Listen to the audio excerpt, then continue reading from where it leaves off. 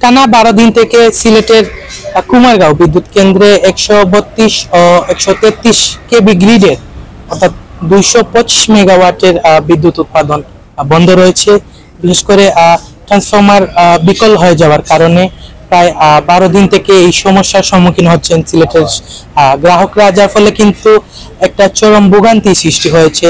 যারা সেবাগ্রহীতারা আছেন তারা চরম বিপাকে পড়ছেন। তার উপর সিলেটে তীব্র খরতাপের কারণে কিন্তু জনজীবনে অনেকটাই বিপর্যয় নেমে এসেছে এবং সেই সাথে কিন্তু যারা আছেন এখানকার স্থানীয়রা প্রতিদিন লোডশেডিং এর কারণে কিন্তু যারা পরীক্ষার্থী আছেন এবং শিক্ষার্থীরা আছেন তারাও কিন্তু অনেকটাই ভোগান্তি পাচ্ছেন এবং বিশেষ করে শহরে যারা ব্যবসা বাণিজ্য করছেন তারাও কিন্তু অনেকটাই জনজীবনে তাদের স্থবিরতা নেমে এসেছে। আমরা এই মুহূর্তে অবস্থান করছি কুমারগাঁওয়ের 225 মেগাওয়াট যে বিদ্যুৎ কেন্দ্রটি আছে সেই বিদ্যুৎ কেন্দ্র। আমার পিছনের অংশটি যদি আপনাদেরকে দেখানোর চেষ্টা করি তাহলে কিন্তু এখানে আমরা এখানকার স্থানীয়দের সাথে কথা বলেছিলাম।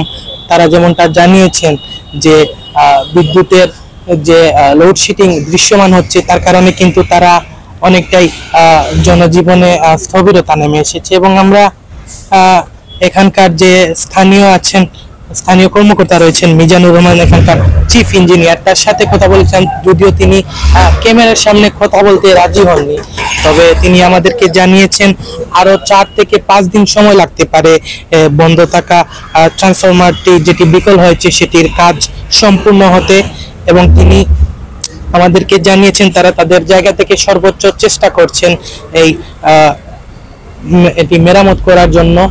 কুমারগাঁও কারেন্টের অনেক সমস্যা হয় সিলেট শহরে, তা করার মতো না, রাইতে ঘুমাইন যায় না, কারেন্টও জ্বালায়। কারেন্টের যে একটা অবস্থা, আমরা চাই কারেন্টটা একটু বাড়াবাড়ি চালু করতে।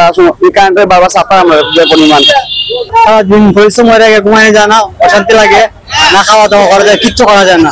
কিন্তু তাকদের নেওয়াটা দেবো আমার খুব ভালো হয়।